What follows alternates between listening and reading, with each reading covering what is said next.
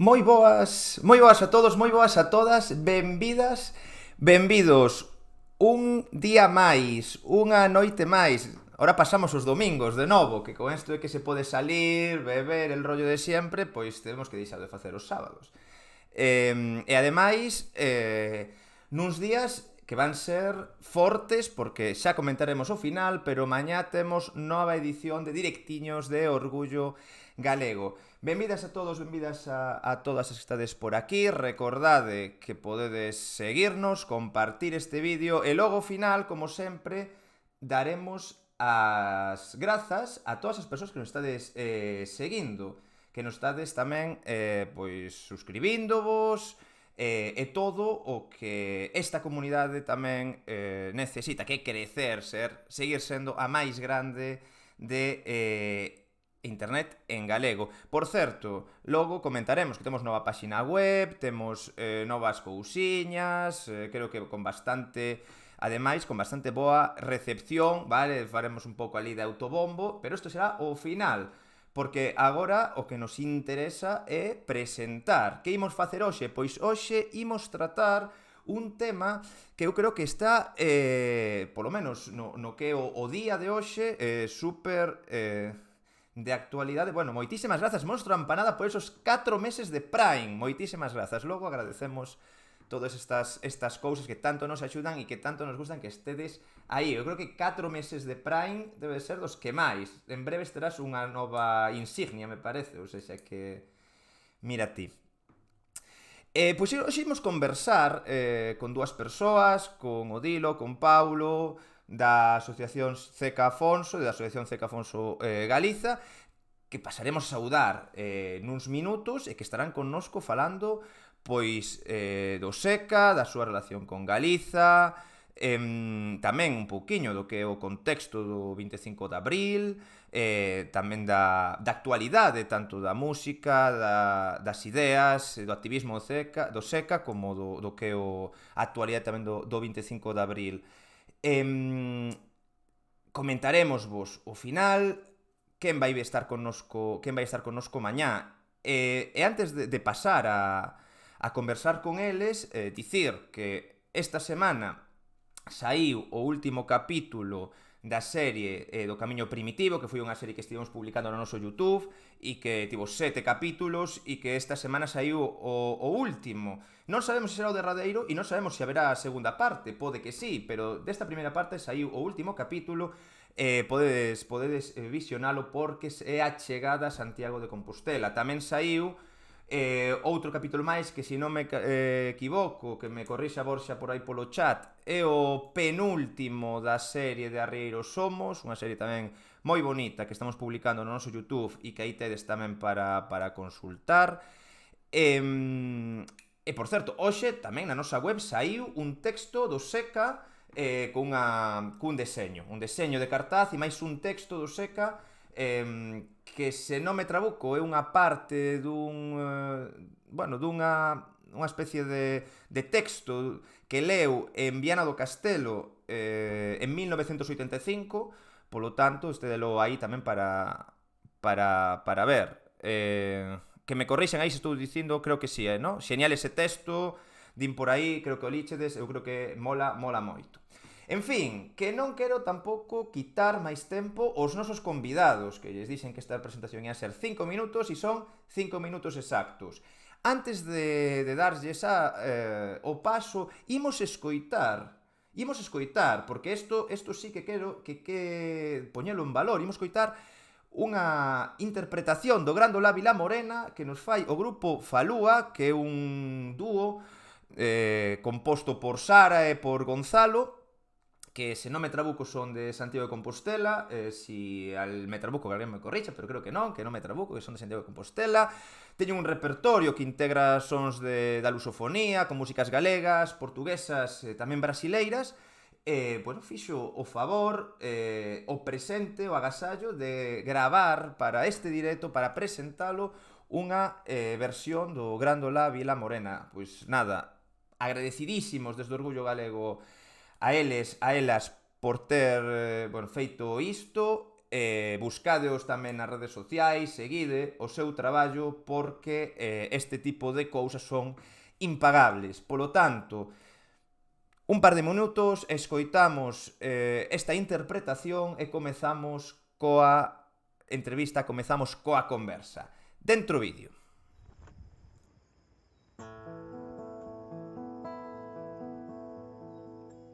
Grândola Vila Morena, terra da fraternidade, o povo é que mais ordena, dentro de ti, ó cidade, dentro de ti, ó cidade, o povo é que mais ordena, Grândola Vila Morena, terra da fraternidade.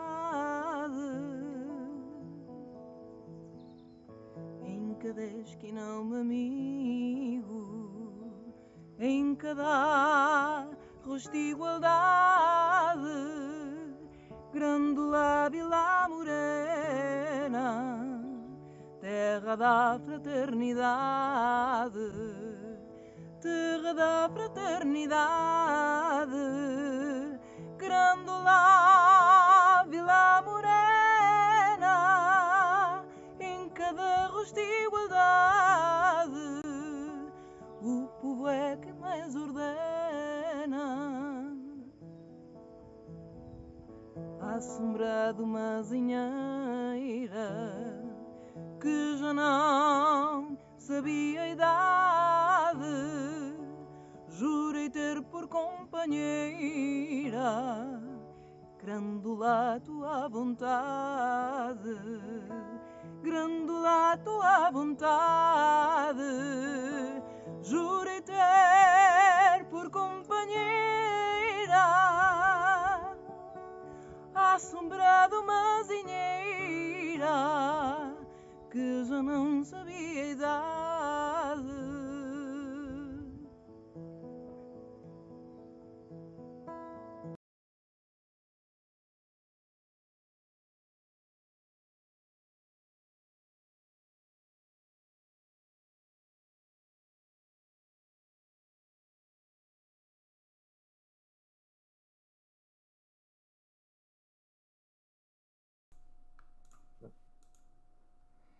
E aquí estamos de volta, xa en directo.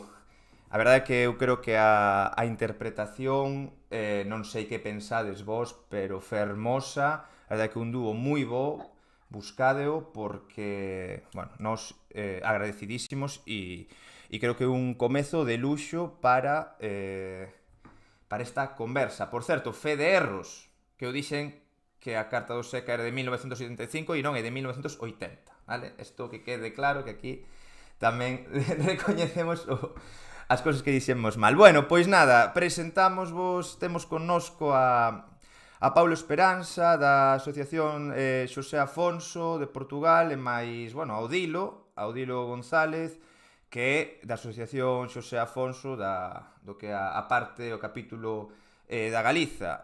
Primeiramente, moi boas e moitísimas grazas por estar hoxe connosco. Obrigado a vos por convidarnos. Aquí estamos. A min gustaríame, antes de comezar, para que non vos coñeza, quen sodes? Quen sodes vos e que a vosa asociación que representa e que busca? Pois o mellor se cuadra para responder esta pregunta. Non sei se Paulo mellor introduce o que haxa Portugal, non a Axa como é. E despois eu falo un pouco do que somos aquí en Galiza, a sección galega. Sim, ok. Em primeiro lugar, naturalmente, agradecer o convite do Orgulho Galego e também por intermédio da Associação José Afonso Galiza, porque neste dia tão importante, eu quase que diria para o mundo inteiro, mas principalmente para Portugal e depois para o exemplo que deu para o Estado espanhol, nomeadamente para a Galiza, este dia 25 de abril é muito importante. Eu chamo-me Paulo Esperança, tenho 66 anos, comecei a minha envolvência política antes do 25 de abril de 1974. Fui militante partidário de organizações de extrema-esquerda em Portugal. A partir de 1980 deixei de ser militante partidário, o que não quer dizer que não continuasse envolvido nas lutas políticas e sociais, etc. Há cerca de 15 anos entrei para a direção da Associação José Afonso e tenho estado a trabalhar nela. Sou neste momento vice-presidente da direção nacional. O presidente é o Francisco Fanhais, velho companheiro do José Afonso, e tenho-me preocupado fundamentalmente com duas coisas. Uma é levar a vida e obra de José Afonso ao máximo de pessoas, nomeadamente aos setores mais jovens. E, por outro lado, ajudar a difundir essa mensagem com a criação de núcleos da Associação José Afonso. Neste momento, a Associação José Afonso tem 17 núcleos, uns trabalham mais, outros trabalham menos, como em tudo na vida, e tenho muito orgulho em ter ajudado a fundar a Haja Galiza. Pois sí, eu son Odilo González, que son da Haxa Galiza, e como di Paulo, pois a Haxa, a organización que defende os valores, promove os valores pois, que o SECA tiña nos seus cantos, non? O que significou tamén fixo efectiva a Revolución dos Cravos. Pois a Haxa Galiza é un núcleo da Haxa, pero é un núcleo un pouco particular porque está fora do territorio portugués. Entón, nós, pois, que queremos promover todos os valores e tamén unha conexión cultural, tanto nós con Portugal como con Portugal con nós, non? Que haxa esa ponte no Miño, que se di moitas veces, dentro dos sectores do asociativismo, a ponte do Miño, non? Esa barreira irreal, digamos, a barreira feita aí, pois, traspasala culturalmente, pero non só culturalmente, senón tamén, pois, en certa maneira, ideolóxicamente, porque detrás de todos os cánticos do SECA, pois, había unha ideoloxía, obviamente, e poñer en valor os valores do 25 de abril. Hoxe en día, quizáis, máis necesarios que fai uns anos. E así como primeira cuestión que podemos tratar, que isto seguro que nos daría xa para un longo anaco de conversa, e para eso estamos, cal foi o primeiro contacto que tivo o SECA con Galiza e cal foi, despois dese primer contacto, a relación que tivo o SECA con Galiza ao longo da súa vida? Aquí se empezou eu, Paulo, porque sei que hai novidades, porque nós tamén, unha das nosas funcións é un pouco investigar, non? Saber, bueno, o SECA viu moitas veces a Galiza, viu moitas viaxes, pero non todas están moi ben documentadas, algunhas mellor, porque algunhas foron feitos históricos máis importantes e outras non tanto. Entón, eu sei, teño por aquí unha pequena chuleta cos concertos que fui dando en Galiza e demais, sei que o primeiro contacto foi que era no 52, coa Tuna de Coimbra, da que el facía parte, que fixe unha pequena xeira por Vigo, Compostela, Coruña, algunha localidade máis, pero desta maneira, o sei que era novo, tiña 23 anos, non coñeceu Galiza. Estivo en Galiza, pero non coñeceu Galiza. E despois, o primeiro dato que temos nós, a pesar de alguna primicia que hai por aí, como ya nos contou despois Paulo, é que no 72 foi cando viu a Galiza, tamén fixe unha xira por Ourense, Lugo e Compostela, o 8, 9, 10 de maio, e foi unha data moi importante, porque non só coñeceu Galiza, impregnouse dela, coñeceu cultura, coñeceu os cánticos populares, coñeceu a nosa literatura. Non só iso, senón que, como já podemos afondar un pouco máis, foi o día 10 de maio, cando deu o xa histórico concerto en Compostela, no Burgo das Nacións, parece ser que cantou ali por primeira vez o Grándola diante dun auditorio. Entón, tamén foi a primeira vez que el deu un concerto como solista, pois non era o típico tradicional, o tradicional no canto intervensado portugués, que como tamén se facía aquí na época, digamos, finais da dictadura, en principio da restauración borbónica, pois houve aí tamén se facían pois, os cánticos de protesta, que eran varios cantautores e cantautoras que subían a un escenario e ali pois, cantaban diversos. Non, pois, esperou o mesmo, pero sí que en Compostela por primeira vez foi cando Seca se enfrontou a un auditorio abarrotado de xente, segundo as crónicas, e cantou por primeira vez el Só e cantou por primeira vez o Gran. Entón, esa é a primeira vez que, bueno, as dúas primeiras veces, digamos, que se castigou por Compostela. Pero Paulo, non sei se quere contar ou parece ser que hai outras datas.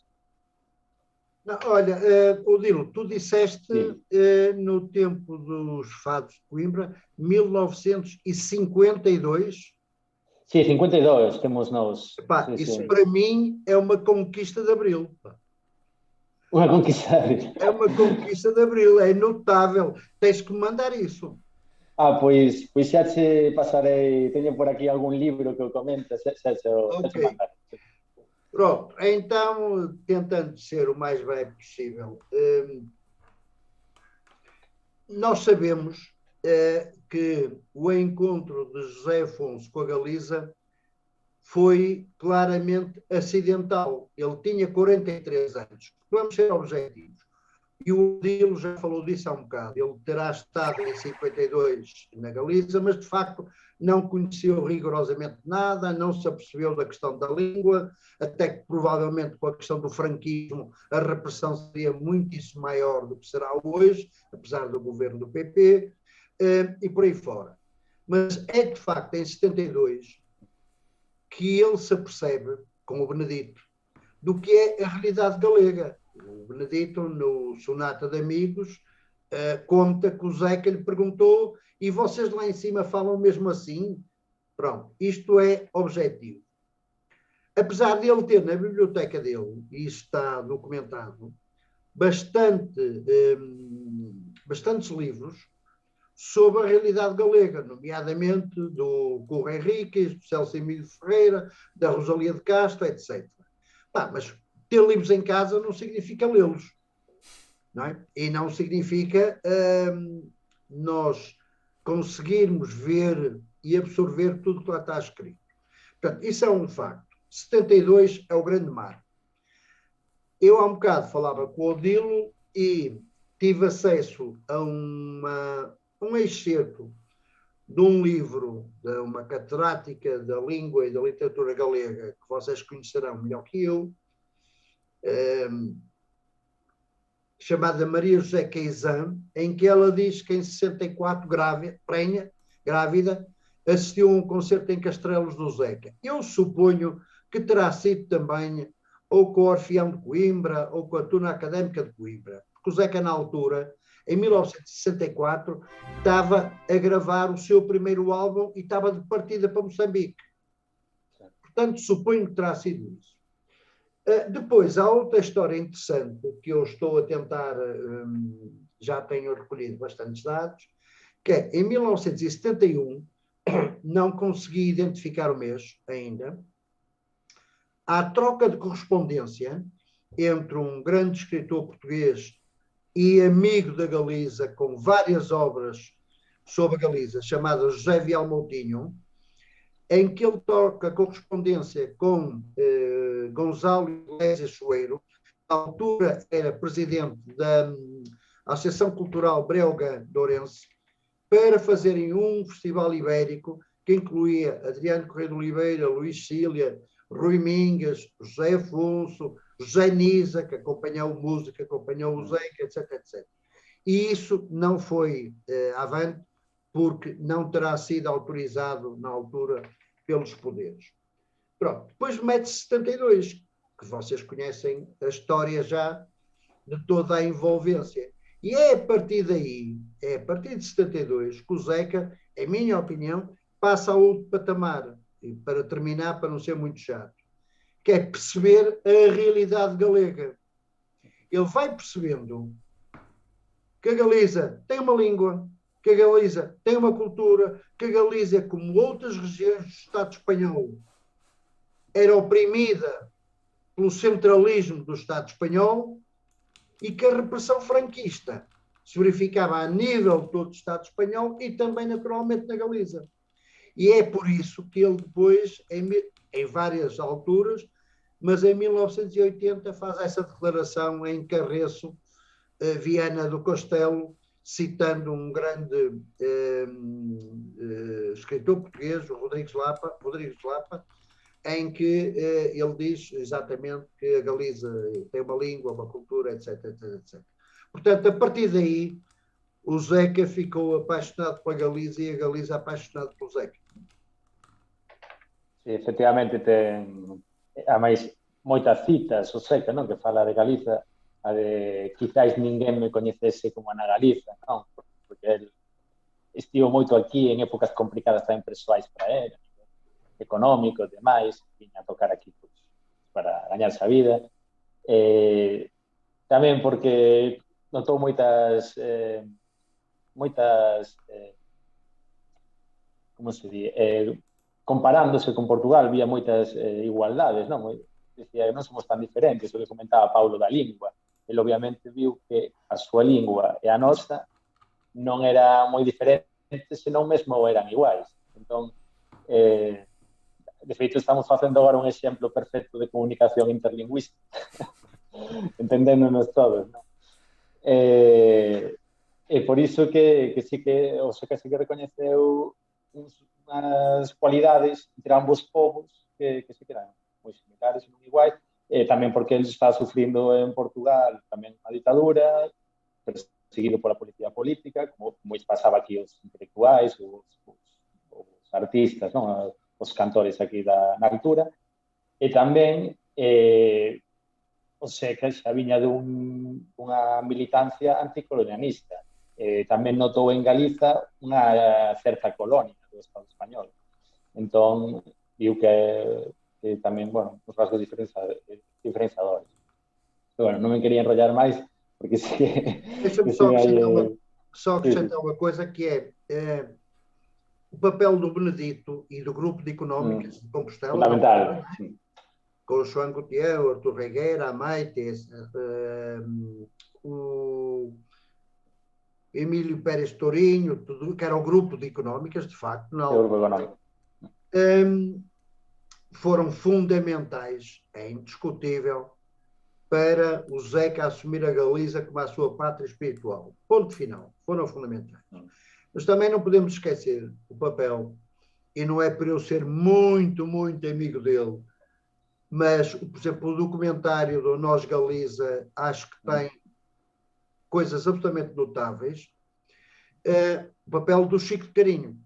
O Chico de Carinho conhece o Zeca em França e, a partir de uma determinada altura, é o Chico que começa a organizar uma série de concertos, etc., em vários sítios da Galiza, levando o Zeca, e é um dos obreiros, como todos nós sabemos, do Galiza a José Afonso, em 85, em Castrelos, em que eu estive e que pela primeira vez da minha vida comi empanada de choubinhas. Sí. No, Chico fundamental, Chico que ainda sigue en activo, unha persoa maior, pois sigue en activo, sacou fai un ano ou dous un novo disco que é na Harmónica, que eu recomendo dende aquí, amigo do Seca. Eu ademais atopome curiosamente por destinos da vida en Cariño hoxe na súa vila, e sí que bueno, que foi fundamental como o papel que fez de Benedito, o grupo económico tamén, pero Benedito foi quizáis o Cicerone, o guía, non, o guía do Seca na Galiza, foi o que, como comentaba Paulo antes, ensinou a poesía de Rosalía, o folclore da Valsalimia, a Curros, a Celso Emilio, do que gostaba, obviamente. E o moveu polo país, e ademais no 72, un ano que foi moi convulso para nós, non? Que foron as revoltas obreiras aquí en Galiza, el que xa viña tamén de estar nun ambiente de esquerdas en Portugal, ver aquí as revoltas que houve, o asesinato de Amador e Daniel e demais, é algo que tamén o mentalizou, viviu os movimentos que había aquí as sociais os que os podían ter moi complicado. Correcto, que eu creo que para comezar unha boa panorámica a que fixeste sobre os primeiros contactos, non, do SECA con Galiza. Quizáis podemos, se vos parece, destacar algúns deles ou algún punto concreto. Por exemplo, o Dilo antes comentou que podíamos afondar un poquinho máis no concerto que deu en Compostela, onde sonou por primeira vez o Grándola. Sí, eu creo que é unha data fundamental, porque é quizáis non moi coñecida. O sea, nós, como galegos, sí que é unha que poñemos en valor sempre esta data, pero é verdade que se veste algunha biografía, non? Portuguesa, digamos, feita dende Portugal, do SECA, non unha data que destaque demasiado, pero sí que para nós é fundamental, e non só porque fora a primeira vez, non, que se tocou Grándola no auditorio e demais, senón porque foi unha auténtica, foi un feito revolucionario naquel momento. Naquel momento pensa que campus universitario de Compostela, bueno, ainda non era o campus universitario, pero bueno, Compostela, cidade universitaria, onde nestas épocas, no 72, pues, había unha efervescencia revolucionaria, podemos dicir, entre o sector estudantil, o que SECA pertenceu, foi cando empezou a mobilizarse tamén no sector estudantil. E de repente chega un señor de Portugal, que foi ademais a varias vilas do país, fora antes a Ourense e Lugo, dando vos concertos, pero digamos que tampouco sen facer demasiado ruido, polo que di as crónicas, pero de repente chega a Compostela e a policía estaba desbordada. Estaban os grises, non, daquela, desbordada. Todo un montón de xente aclamando, cantando as cancións do SECA. Ademais, SECA, bueno, neste tipo de concertos sí que había como moita interacción entre o público respondía, o retrouso, repetías o retrouso, non? Ao final, acababas, na que non chegaras ao concerto sen saber a canción, saías dali cantando perfectamente. Pero como foi o caso do Grándola, que de feito dice que se cantou, bueno, que o público a cantou como se a soubera, non? Cando era unha canción que se cantaba por primeira vez. É verdade que xa penso, corríxeme, Pablo, se me equivoco, penso que xa estaba grabada esta canción, pero aínda non se cantara a Grândola está no Cantigas do Maio de novembro de 71. De 71 do ano anterior, claro, pero aínda non a cantara, bueno, nun auditorio, digamos, como solista, ademais, non? Entón, pois este foi o fito histórico que foi desbordar. A partir de aí, o SECA, digamos, por dicilo, en Galiza, foi unha rockstar, digamos. Non era, a partir de aí, el xa tocara eso, en Lugo, Ourense, e a partir de aí foi como quen vai cando se viñen os Rolling Stones cando viñen os Rolling Stones a Compostela, pois igual. Pero daquela época, non? E obviamente con, bueno, unha diferenciación polo momento histórico e polos valores que representan cada un, que non ten nada en contra de Stones, pero son estilos diferentes. Eso foi un pouco o que foi o concerto de Compostela. É verdade que, ademais, o sea, foi tamén, houve unha certa censura para que non se falara na época, na altura, non? Para que non se falara deste concerto. Non vai a ser que a xente nova se revolucionara, porque foi un señor de Portugal que decía cousas así bastante de liberdade e demais, e non vai a ser que se revolucionara. Entón, no momento houve moito ocultamento, pero hai cousas que non se pode poñer cancelas ao mar, non? Hai cousas que non, o boca a boca xurdiu entre a sociedade, bueno, estudantís e demais, a xente nova, e ao final o SECA foi convertiuse no símbolo en Compostela xa antes o mellor que en Portugal, que acabou sendo para todo o mundo. Correcto.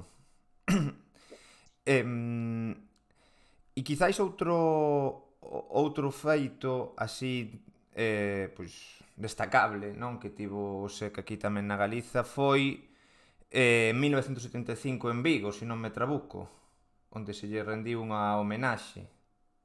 Hai dúas datas. O en Vigo tocou varias veces. No 85 foi a homenaxe no Parque de Castrelos, que aquí xa é, digamos, todo o final, cando o Seca xa estaba enfermo, estaba doente. E aí sí que foi un fito, o sea, un concerto importantísimo, pola cantidade, falase de 20.000 persoas no Parque de Castrelos, e foi pola cantidade foron 12 horas de música interrumpida, música, poesía, se o pensamos a día de hoxe, iso non se fai, 12 horas de música interrumpida nun concerto vivo, pero se non se fai xa por temas da COVID e demais, non? Por a importancia que había, tanto artistas portugueses, galegos, outras partes do territorio do Estado e demais.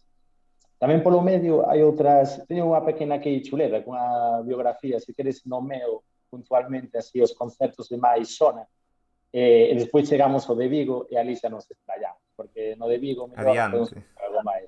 Adiante. Despois da xira do 72, ainda no 73 tocou en Compostela, outra vez. Era un home coñecido, era no Círculo Mercantil, o actual Pazo de Bendaña, non?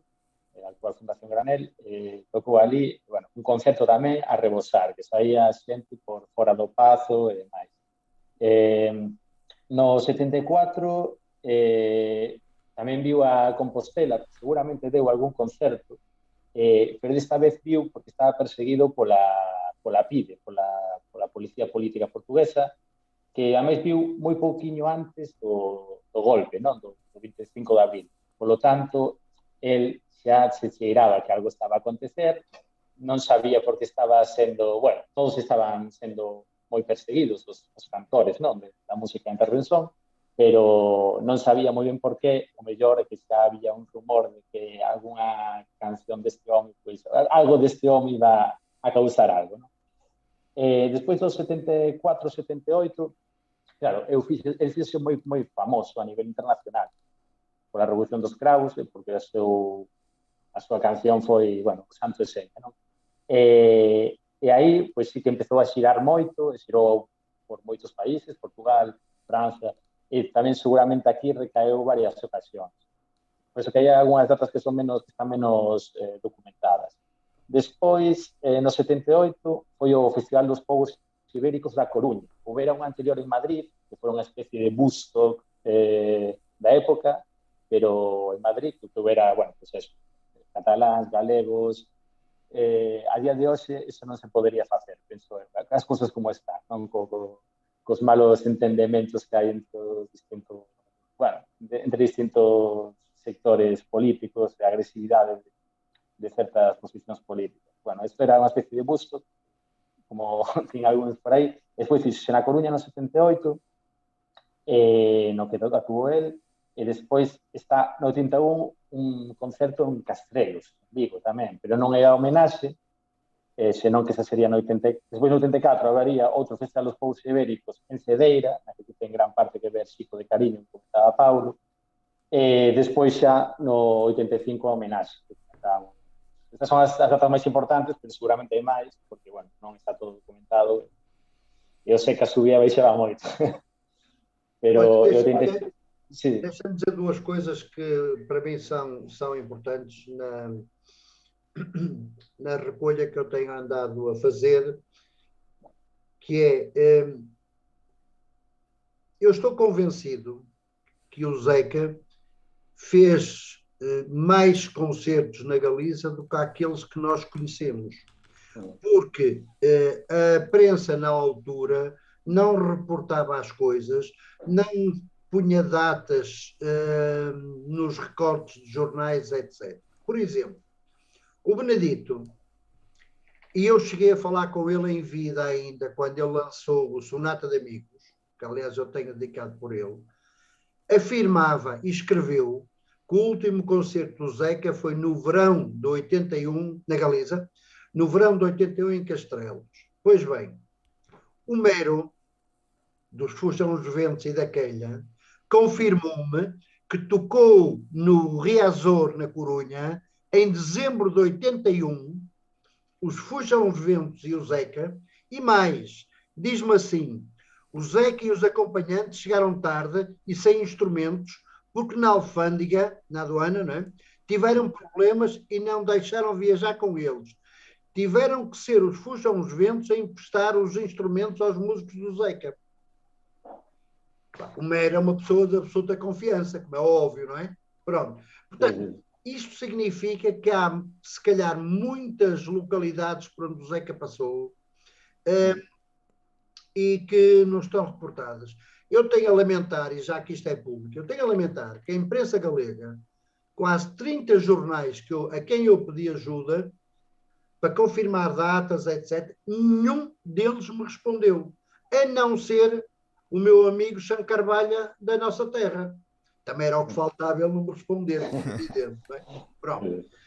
A outra coisa que eu queria pôr à vossa consideração e para o vosso pensamento, eu disse isso no Pichel, quando foi o lançamento da Haja Galiza, é o seguinte. Reparem uma coisa.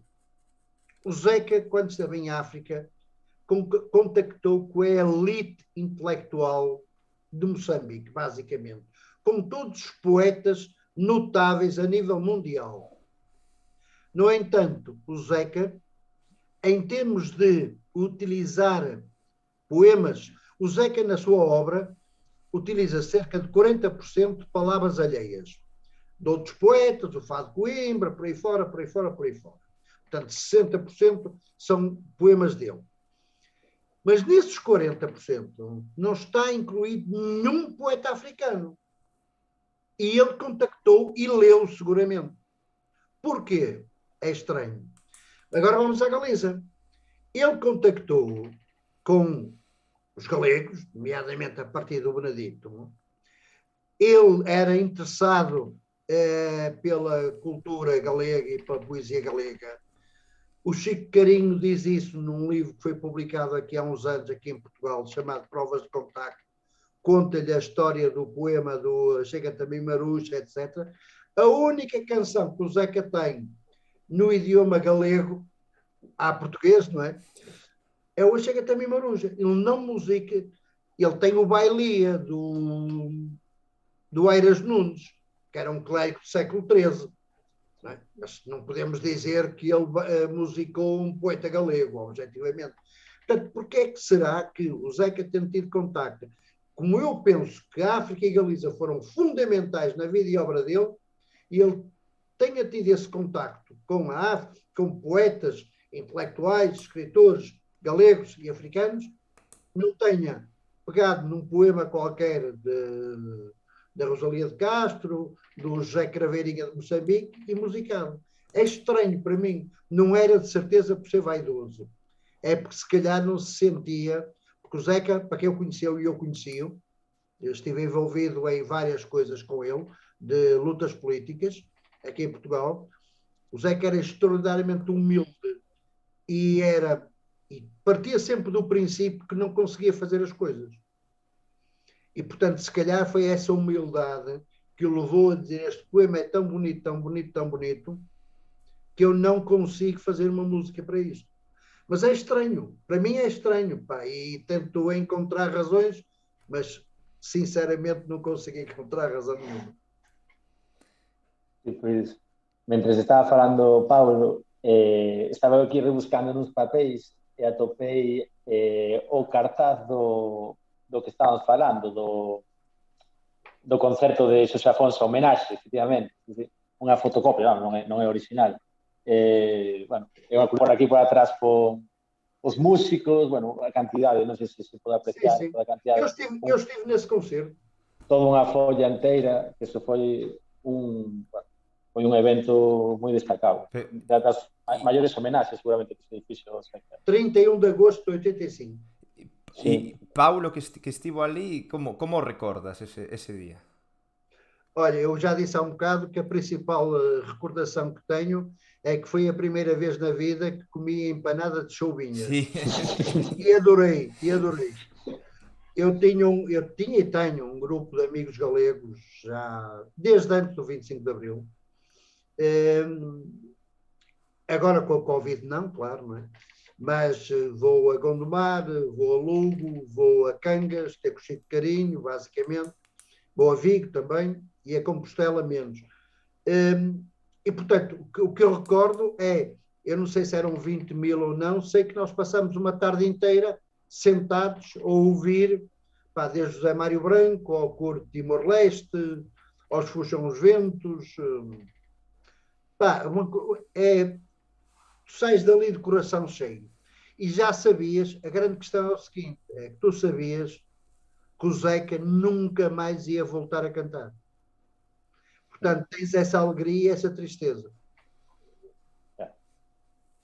A verdade que sí.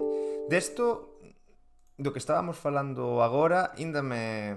Xusto, saíronme dúas ideas que quizáis poden ser interesantes para tamén comentar con todas as persoas que están connosco, por certo, que dou as grazas a todas e todos que nos siguen, máis de 50 somos ahora mismo en directo, entre unha xente que vai e ven, ou seja, que eu creo que é algo que si xera certo interese entre a xente que nos vai seguindo. Entón, saindo dúas ideas interesantes que vos quería preguntar así por elas.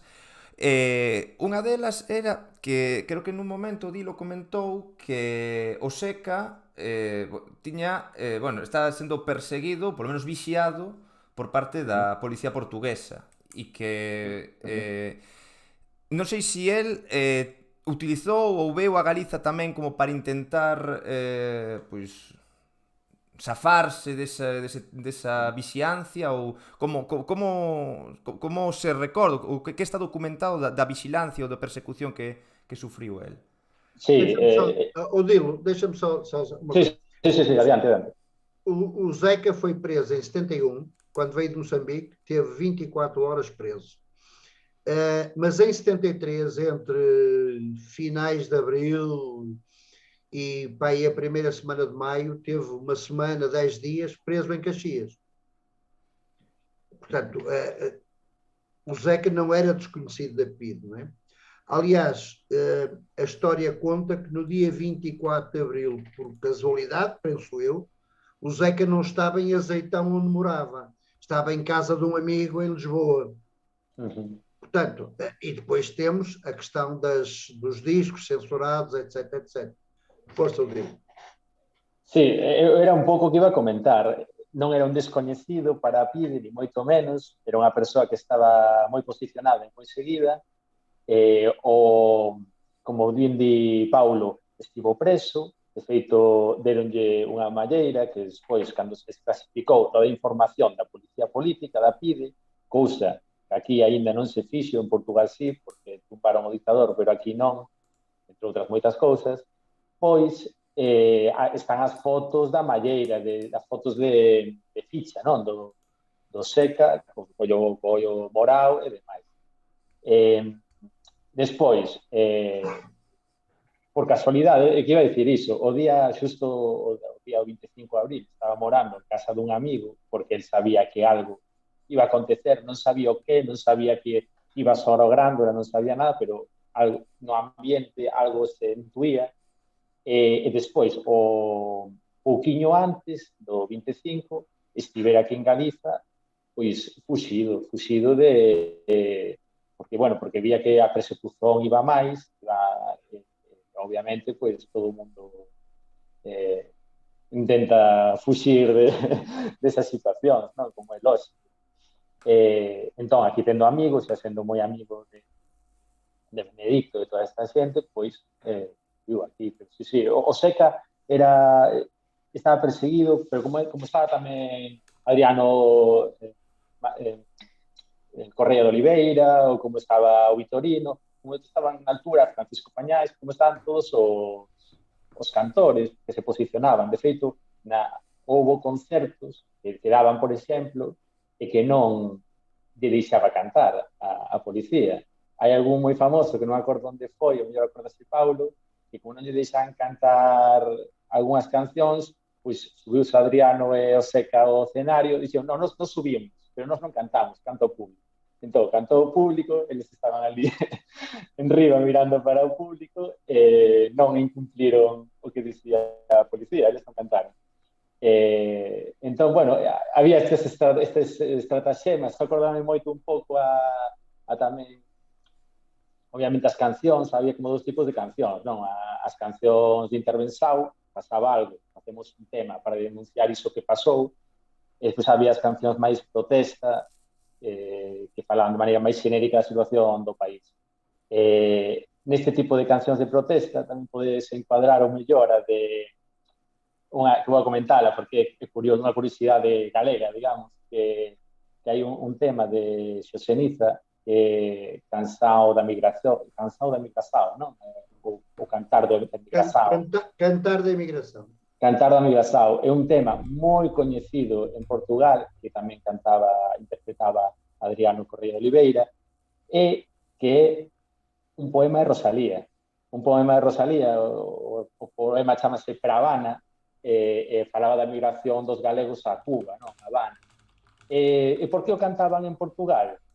A partir das conexións que obviamente temos entre ambos povos. Pois, porque como o poema di marchan os homes da Galiza, non sei que, eles estaban se referindo á migración portuguesa, que tamén está acontecendo, da mesma maneira, ademais, para América. Pero, como dicía Galiza, pois, que din os portugueses, a policía política, que era un pouco broncos, non? Estamos a parar un pouco broncos, non eran moi listos, pois non, pasaba a censura, non? E deixaban a cara. E xusto quería vos preguntar, fiando de novo co comentado, que exactamente esta, un pouco xa o dixeches, pero se queredes afondar un pouquiño, este tipo de música que facía o Seca, a música de intervenção, e que similitudes, se es que existían, entre este tipo de música e o mellor algunha música que se facía na Galiza, ou mesmo as persoas coas que tocaba o Seca cando viña a Galiza? Olha, deixa-me... Eu acho que há uma coisa que é preciso, e para a pátria galega é preciso perceber quem está a ouvir e a ver esta charla, que é o seguinte. Não sou eu que o digo, mas há um livro que foi feito pelo José Mário Branco, que infelizmente já não está aqui entre nós, e por 3 homens do Porto, pouco conhecidos, João Loio, Otávio Fonseca e Guilhermino Monteiro, que é o livro que passa 159 músicas do Zeca a pauta, o chamado Songbook, que não existia. E eles, na apresentação do livro, dizem uma coisa que me parece absolutamente essencial, que é reduzir a obra de José Afonso à música de intervenção é quase anular o José Afonso. Porque o José Afonso tem muitíssimo mais do que os vampiros, o Menino do Bairro Negro, por aí fora. Ele tem melodias lindíssimas, de obras poéticas notáveis e que, de facto, não são enquadráveis na chamada música de intervenção. Assim como tem músicas de recolha popular nas beiras, em Trás-os-Montes e no Alentejo, que são tradicionais das respectivas regiões.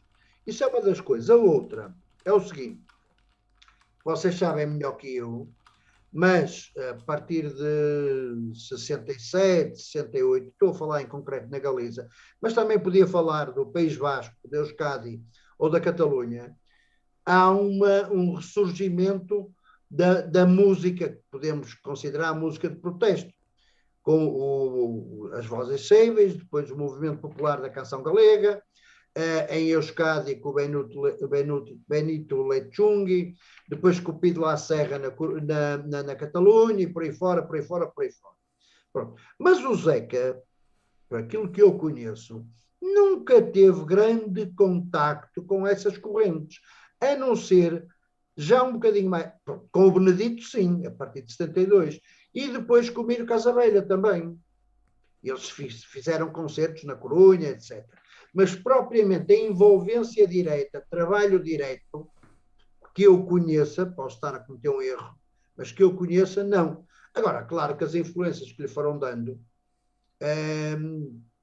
depois traduziram-se claramente no nível musical, mas todos nós sabemos que, do ponto de vista musical, o Zeca não percebia nada daquilo, não é?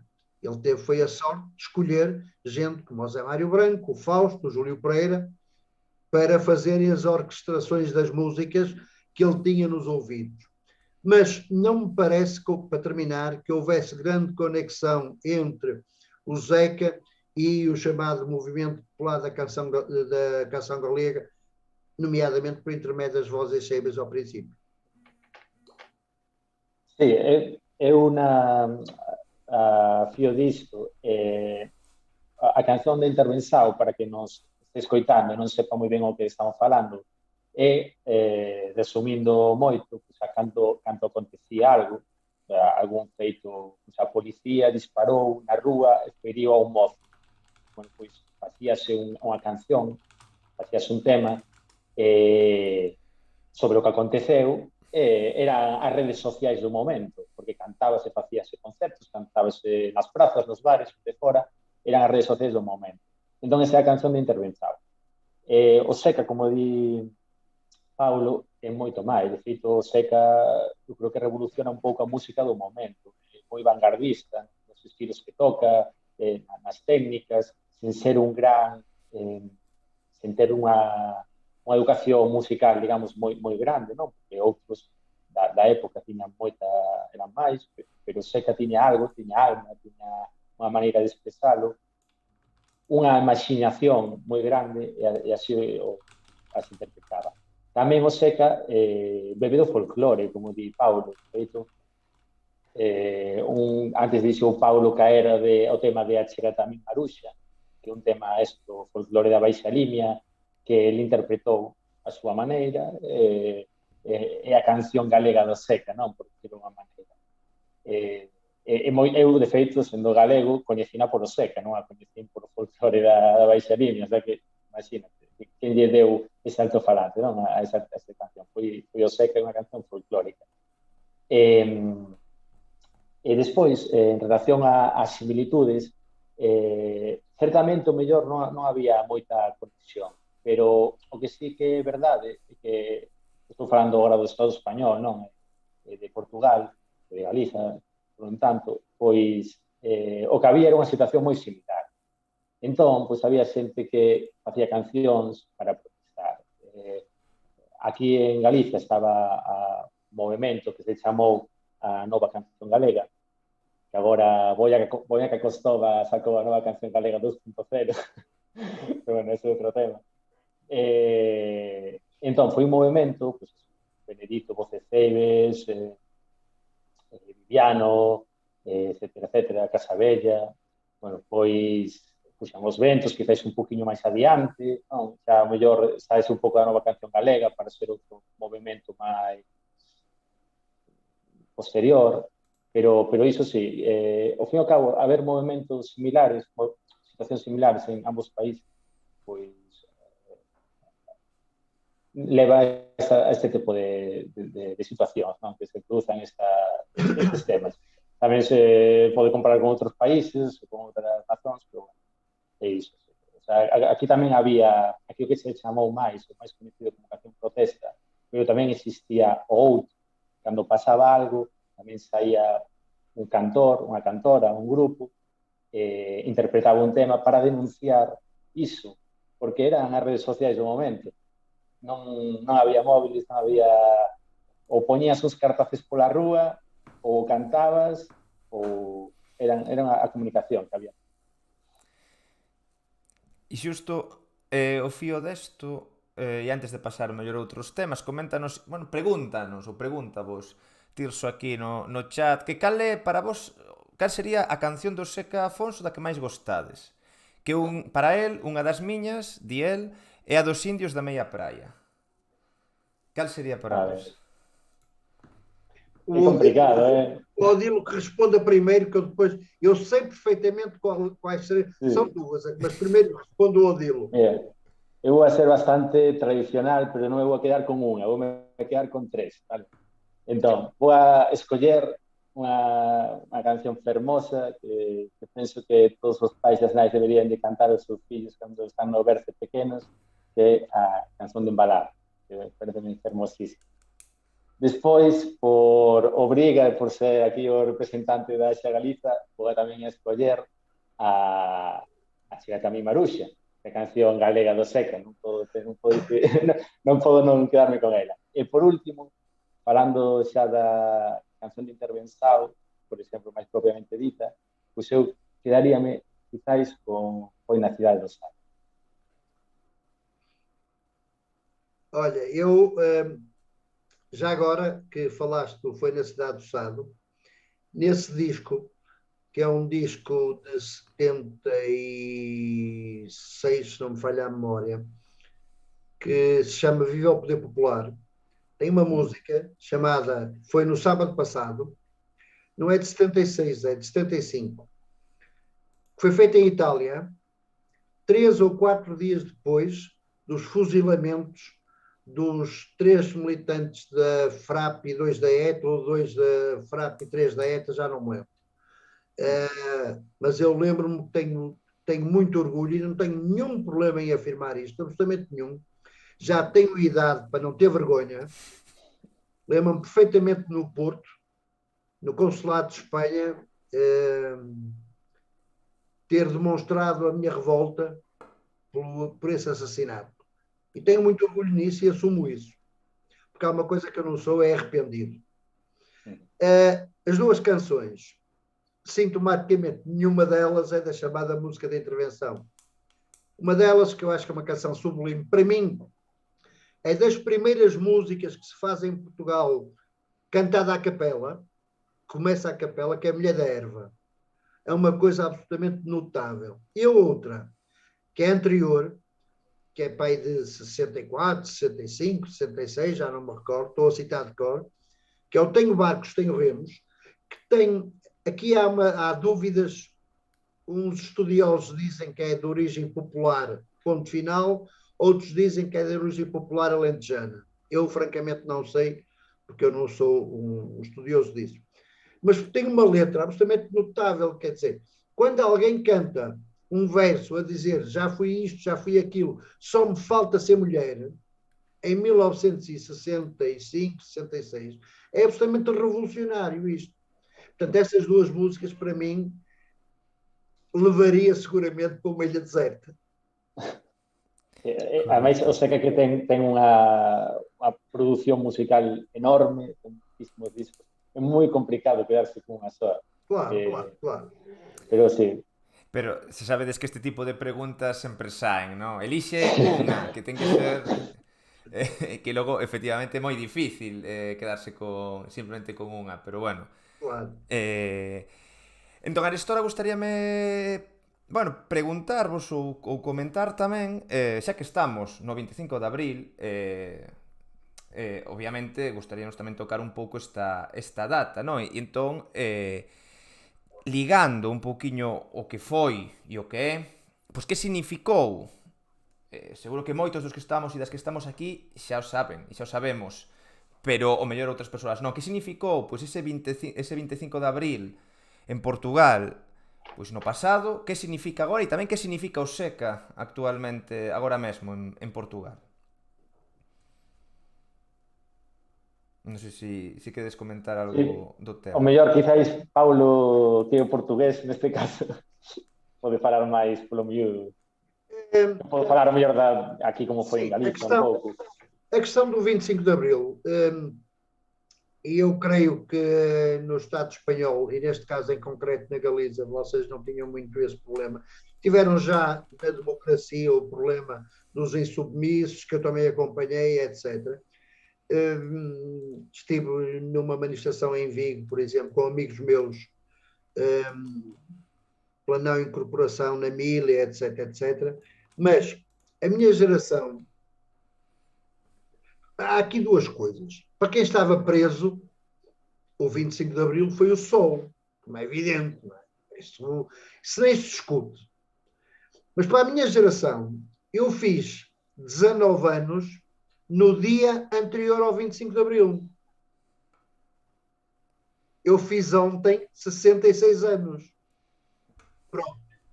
Já agora, o Manuel Freire faz anos hoje, a 25 de Abril.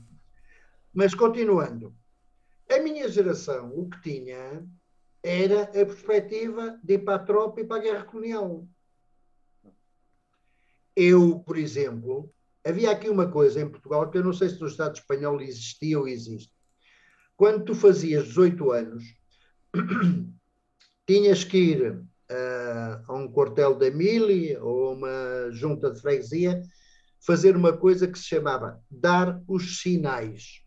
O que era dar os sinais? Era dizer, eu chamo Paulo Manuel Gonçalves de Esperança, moro na rua de Sedufeita, número não sei quantos, fiz ontem, ou anteontem, ou a semana passada, 18 anos, que era para ficares pronto para te chamarem até aos 21 para o exército, para a tropa. Nós dizemos, vocês não usam essa expressão, mas pronto, para a tropa. E, portanto, o que eu estava a fazer, até porque já estava ligado a algumas organizações, conhecia gente, etc. O que eu estava a fazer era exatamente a preparar. E eu não fui fazer isso, não fui dar os sinais. Isto quer dizer que, passados meia dúzia de meses, um ano e não sei o quê, o meu pai tinha uma mercearia e de vez em quando passava lá a polícia militar a perguntar por mim. Por isso eu de vez em quando não dormia em casa. Pronto, quando percebia, não dormia em casa. Ou então, algumas vezes, os meus pais tinham um quintal bastante grande, saía pelas traseiras, pronto. E o que eu estava a fazer era a procurar contactos, porque eu não sabia nada disso, eu não percebia nada de política. E a única coisa que sabia é que não queria ir para a guerra. Isso era o que eu sabia. E, portanto, estava a procurar contactos no sentido de sair de Portugal. Portanto, a minha geração tem uma forma diferente de analisar em relação a quem estava preso. Para quem estava preso, houve gente que teve 15 anos preso, com torturas, etc. Marido e mulher, casais, presos, um numa cadeia, outro noutra. A minha geração era o problema da guerra colonial. Claro, claro. Ali en Portugal, pues obviamente foi unha liberación de Paulo con distintos incentivos, por decirlo de unha maneira, non? Aquí na Galiza, o que se viu cando estourou a revolución, pois viuse como alento fresco, que algo podía mudar. Hai que pensar que a ditadura de Salazar foi moi dura, pero a ditadura de Franco foi quizáis máis sanguenta, con moitas máis mortes que a de Salazar. As situacións eran similares, non? Xente nas cadeas, xente condenada a pena de morte, o exército tamén. Aquí non había unha guerra colonial, porque as colonias de España foron moito máis pequenas, non duraron tanto, pero sí que houve un movimento de, bueno, o antimilitarismo, non? A xente que se negaba a ir a mili, entón ibas a prisión, se negabas a mili. Pero aquí sí que o que foi 25 de abril foi unha revelación. Aquí pode mudar, porque xa nese momento había na altura pois movimentos que querían cambiar todo, pero viron que en Portugal foi posible, aquí tamén o é, non o foi, pero sí que, bueno, foi un alento fresco. Algo pode mudar e demais. De feito, que foi bo para nós. Pois bon para nós foi que moita xente estivo exiliada en Portugal, por exemplo. Moita xente que tiña militancia política, comunistas, independentistas, etcétera, estiveron en Portugal migrados. Algúns, incluso antes do 25 de abril. Ainda que había certa colaboración, non, entre Salazar e Franco, eso estiveron antes do 25 de abril e viviron o 25 de abril ali, como un portugués máis, pois totalmente felices e apoiando a causa, obviamente. De feito, temos, se algún caso que fixen algunha conferencia o ano destes anos, convidamos a Margarita Ledo, que hai pouco gañou máis un premio audiovisual, é unha muller que estaba daquelas ali, estaba o 25 de Foi, abril. foi a que fez o filme sobre o Santa Maria, não foi? Fixo o filme sobre o Santa María, efectivamente. Sí. Sobre o transatlántico de Santa María. Outro fito fundamental entre galegos e portugueses levado a cabo. Teño aquí dúas preguntas que lle trasladan a Paulo. A primeira di que quedan dos valores e as conquistas de abril e se están en perigo polo ascenso de partidos de extrema dereita como Chega. Sei que son dúas preguntas que non son exactamente do tema, pero bueno, están relacionadas. Não, eu posso responder o seguinte: hoje há muita gente em Portugal que diz de uma forma completamente derrotista: isto está pior que antes do 25 de Abril. Pá, é mentira, não é verdade isso, não é verdade. Nós hoje temos uma série de conquistas que estão consolidadas, digamos assim, na vida portuguesa. Isso é uma coisa. Agora, se me perguntarem se foi com este 25 de Abril que eu sonhei, não, não foi.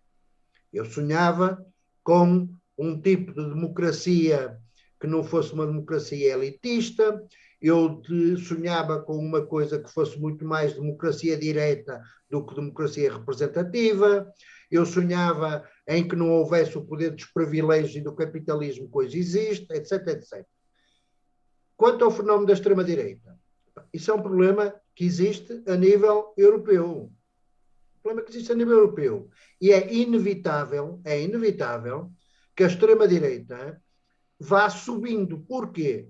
Porque há descontentamento junto de uma série de gente. Por exemplo, em Portugal tem-se passado escândalos com políticos, com bancos, que levam as pessoas a dizerem: no tempo de Salazar não havia isto. É mentira, porque havia. O que não se conhecia. Porque a comunicação social não existia.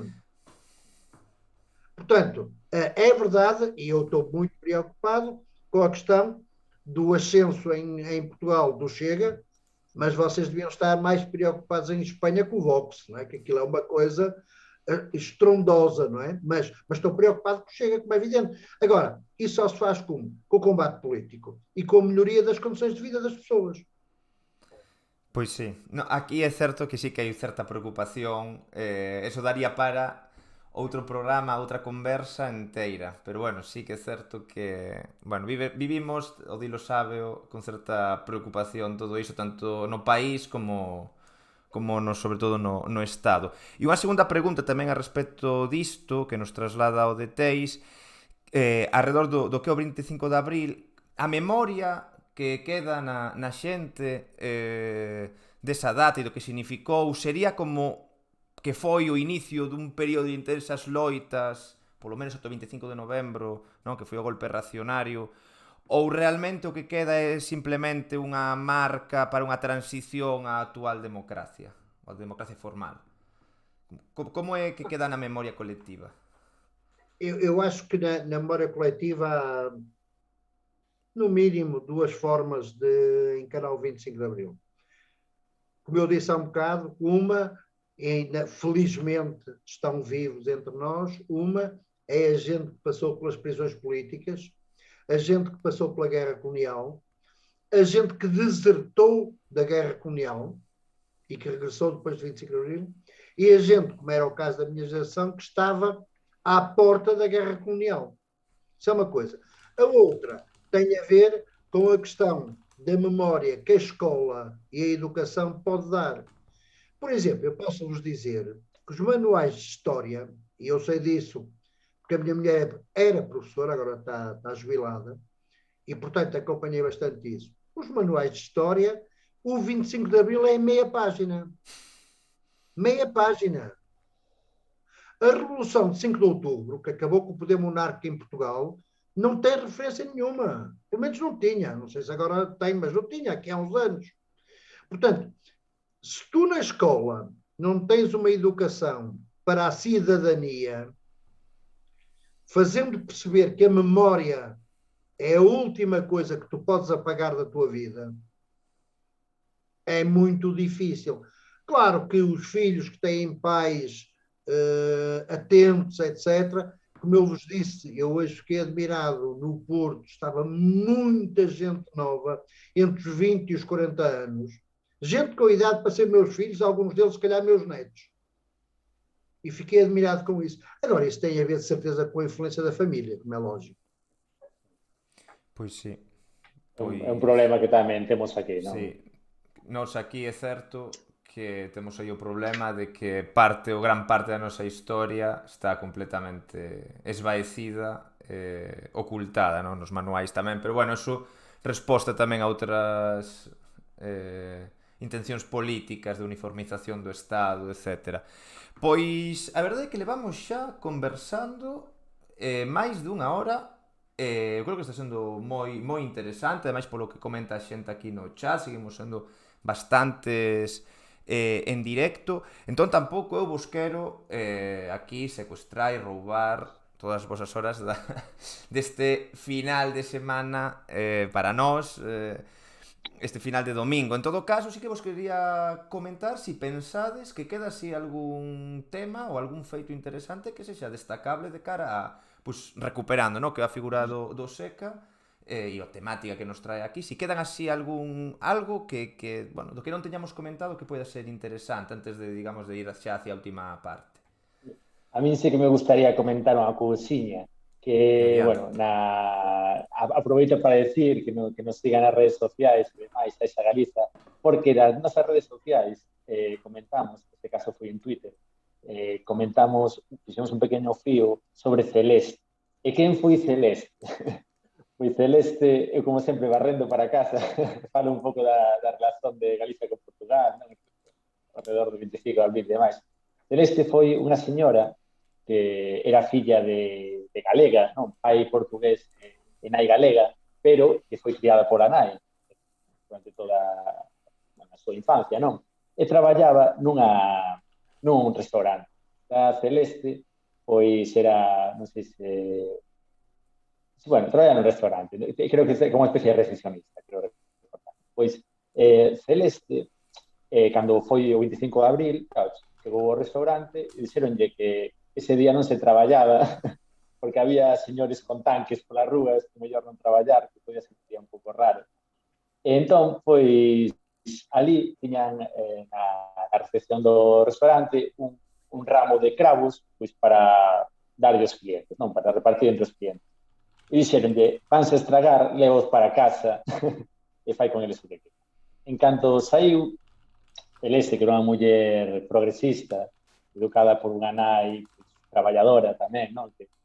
Migrante, pois atopouse a un soldado e o soldado pediu un cigarro. Bueno, Celeste non tiña e deulle un cravo. Ese cravo o soldado meteulo no fusil. E a partir de aí, bueno, xa sabedes todos, non? Empezou a repartir os cravos, todos os soldados metendo o cravo no fusil, outras floristas fixeron o mesmo, convertiuse nun símbolo, o símbolo da revolución dos cravos. Eu creo que hai dos grandes símbolos, o grándola e o cravo, propiamente dito, non? Entón, esa outra conexión máis que temos os galegos con Portugal e co 25 de abril, que pois Celeste Caeiro, esa galega, porque era medio galega, pero bueno, casi máis galega que portuguesa, foi criada pola súa nai, e que bueno, que moi, se quere botar de un fío a historia completa, mirade no noso Twitter, que está a historia completa, no fío, con fotografías e tal, está moi interesante. Moi interesante, a verdade, que a historia esa historia, sí. Pois claro, pois non sei se pensades que queda así algunha outra cousiña. Eu creo que falamos polo miúdo, eu enrollei bastante. No, pero tamén estamos para iso, para aprender e para divulgar. No caso de Paulo... Eu só queria dizer uma coisa muito rápida, que é, já tive o cuidado de dizer ao princípio, sobre o meu amor e carinho pela Galiza e pela Aja Galega. E pedir às pessoas que tenham atenção, de facto, ao trabalho que a Associação José Afonso na Galiza faz, que é um trabalho não apenas em torno da obra de José Afonso, mas em torno da necessidade de cada vez mais se lutar pelo direito a ser livre e a ser cidadão ou cidadã. A verdade é que sí, aí a asociación Xosé Afonso aquí na Galiza fai un bo traballo, aí temos a Odilo tamén para comentarnos. Bueno, xa, íamos preguntar que recomendarades onde vos poden atopar, onde poden buscar documentación, etc. Bueno, o Dilo xa se Claro. adiantou.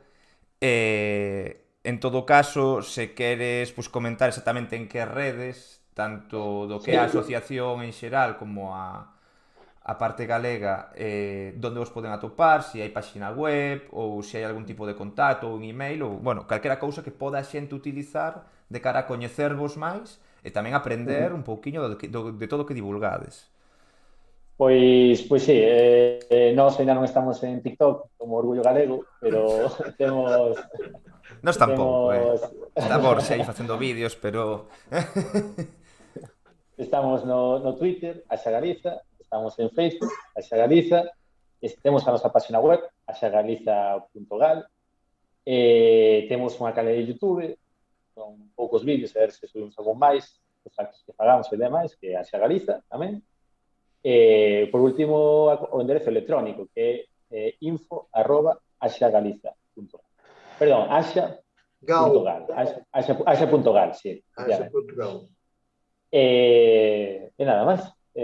Tamén para calquera cousa, somos unha organización que é autogestionada, que é o traballo militante que a leva adiante, non facemos todos os actos que nos gustaría, porque non somos toda a xente que nos gustaría, pero como mínimo temos o 25 de abril ou o 10 de maio como datas que sí que celebramos, e outras veces temos celebrado outras tamén como o 17 de maio, Día das Letras Gás, tamén para vincularnos tamén co país veciño e demais.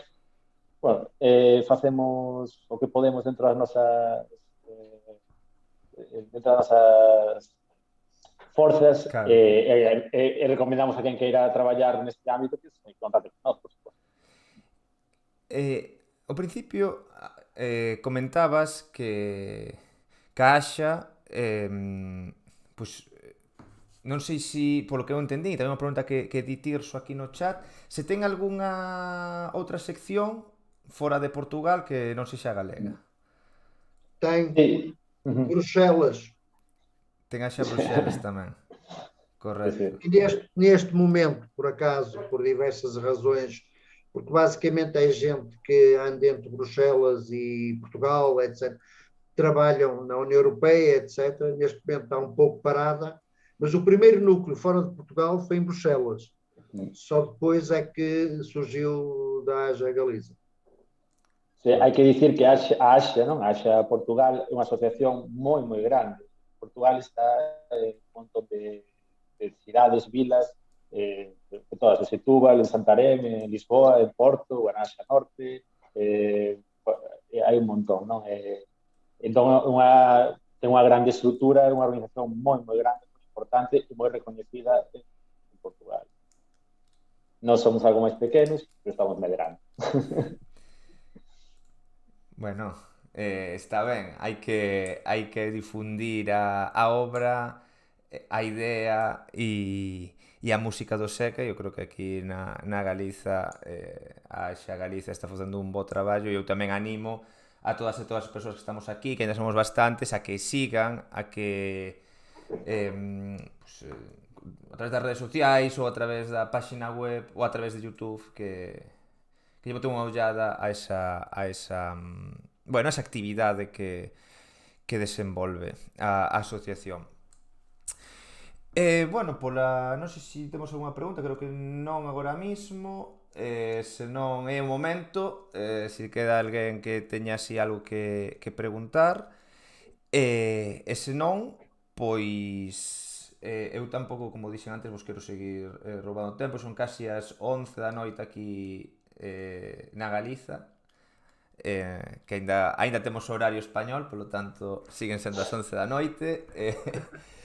E máis nada que darvos pois as máis sinceras grazas pola nosa banda, por estar connosco, por axudarnos a, bueno, a comprender e a entender e a coñecer un pouco máis esta figura. Creo que se deron datos interesantes, creo que se comentaron datas claves e incluso relacións que tivo Seca con Galicia e con persoas e con grupos galegos que tamén nos dá pé para seguir investigando e que algunhas cosas, eu mesmo, por exemplo, a mí estas cosas tamén valen para aprender, moitas non as coñecía e ora se me vou co coñecemento sobre elas. Polo tanto, pois moitas grazas por estar connosco e cando que irades, tedes as portas máis que abertas tamén aquí en Orgullo Galego. Pois obrigado a vos por contar con nós, e nada máis. E xa para o ano, o próximo 25, xa se quere despois montamos algo diferente. Damos claro. Outra volta. Encantados, Pela minha parte, agradecer o convite e dar os parabéns pelo vosso trabalho no Orgulho Galego e na Haja Galiza também. Pois moitas grazas a ti tamén, Paulo, por esta conexión que nos achega unhas realidades e tamén, como sempre dicimos en Orgullo Galego, nós sempre somos teimudos con isto de dicir que polo menos a fronteira política que nos impuxeron non rompa a fronteira lingüística, que non ten que ver unha cousa é a administración, outra cousa é a lingua, e aquí creo que é a perfecta demostración de que iso é así. Polo tanto, pois nada, moitísimas grazas e nada, recordade, bueno, que nos quedamos un momento, o resto, non vos vaiades e a volos dous, pois, se queredes, xa digo, sair da conversa tamén para que non vos aburra eu aquí agora, vale? Imos saindo, pois. Moitísimas grazas. Obrigado. Chao, chao, obrigado. Un abrazo.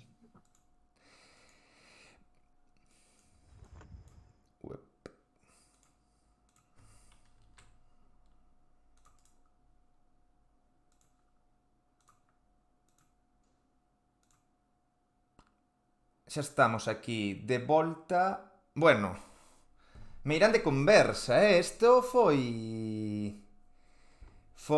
Dite iso que falta o cuestionario. Correcto. No, hoxe non íamos facer cuestionario, Tirso. Pero, bueno, eu creo que hoxe levamos 1h20, 1h15 con eles. Eu creo que... Bueno, non sei como vichedes vos, poñedes sempre polo chat aí rapidamente, porque vamos pechar en breve xa o directo, e logo nos vamos ir a ver a Moisés ou a quen ande por aí en directo.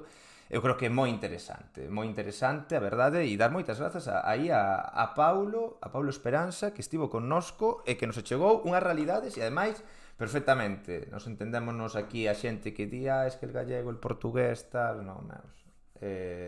Eu creo que é moi interesante e tamén este tipo de contidos entra moi ben, eu creo que nesta canle de Orgullo Galego e intentaremos traer máis veces.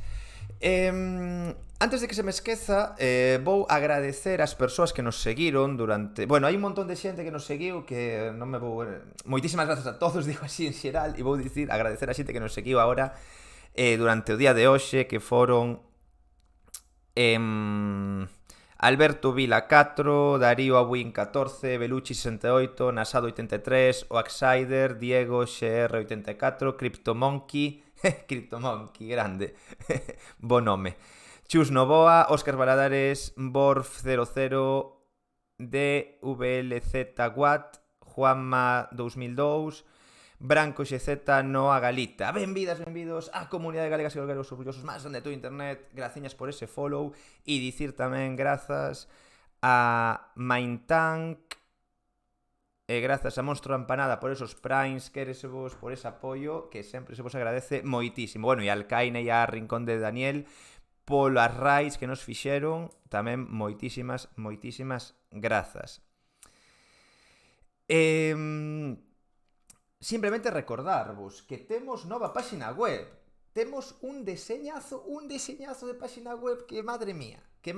Non sei se a bichedes, pero temos un deseño de páxina web novo, tamén está a espera de sacar a suscripción á tenda e vamos a sacar contidos casi diarios. Estamos sacando contidos casi diarios.